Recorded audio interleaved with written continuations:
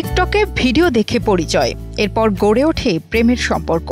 ভালোবাসার মানুষকে এক নজর দেখতে সুদূর চীন থেকে বাংলাদেশে এসেছেন শি তিয়ান জিং নামের এক যুবক। আর ভিনদেশি জামাইকে এক নজর দেখার জন্য ভিড় করছেন উৎসুক জনতা। মাদারীপুর সদর উপজেলার পাঁচখোলা ইউনিয়নের উত্তর মহিষেরচর এলাকার মেয়ে সুমাইয়া আক্তারের সাথে টিকটকে পরিচয় হয় চীনের যুবক শি তিয়ান জিং এর সাথে। এরপর উইচ্যাটের মাধ্যমে যোগাযোগ হলে শুরু হয় প্রেম। তার সাথে আমার উইচ্যাটে পরিচয় হয়েছে। টিকটক ইউজ করতাম তখন অনেক মেয়েরাই দেখতাম উইচ্যাটে অনেক ছেলেদের সাথে চাইনিজ ছেলেদের সাথে কথা বলে। তারপরে আমিও উইচ্যাট খুলছি, তারপরে সে আমাকে মেসেজ দিছে, কিছুদিন কথা বলছি এমনি ফ্রেন্ড হিসেবে। মাত্র ৪ মাসের প্রেমের সম্পর্কের সূত্র ধরে গত ২৪ জুলাই চীন থেকে বাংলাদেশে আসেন শি তিয়ান জিং। এরপর একদিন ঢাকার একটি হোটেলে থাকেন। ২৬ জুলাই মাদারীপুর সদর উপজেলার মহিষেরচরের প্রেমিকা সুমাইয়ার বাড়িতে আসেন। আপনি যখন বাংলাদেশ আইসাই পড়ছেন তাইলে হোটেলে একদিন ভাড়া থাকেন। তারপর একদিন হোটেলে ভাড়া ছিল। ২৫ তারিখে সকালবেলা আমি আমার দাদু আব্বু ঢাকায় গেছি, তারপরে সন্ধ্যার সময় নিয়ে এসেছি। চীনা নাগরিক শি তিয়ান জিং জানান, বাংলাদেশ তার ভালো লেগেছে, তবে অনেক গরম আর অনেক মানুষ তাকে দেখতে আসায় ভয় পেয়েছেন। ভালোবেসে চীন থেকে এখানে এসেছেন, সুমাইয়াকে বিয়ে করেছেন, এখন তার কাগজপত্র রেডি করে চীনে নিয়ে যাবেন।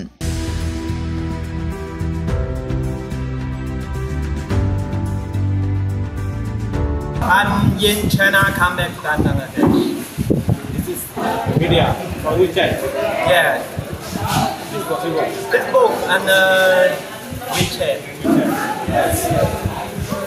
How feelings now? Let's say your father-in-law and White House at Sumaya. Yeah.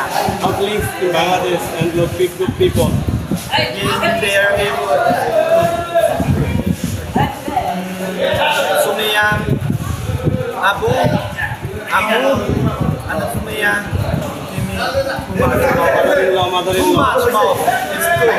চীন থেকে বাংলাদেশে প্রেমিকার আসার বিষয়টি কখনো ভাবেননি সুমাইয়া।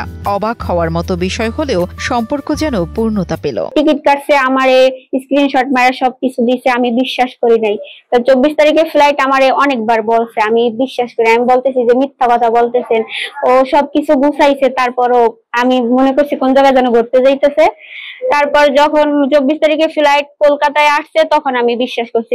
লোকেশন দিছে যে আমি বাংলাদেশ আসতেছি। স্থানীয়রা জানান, শি তিয়ান জিং ১০ থেকে ১২ দিন আগে এলাকায় আসে।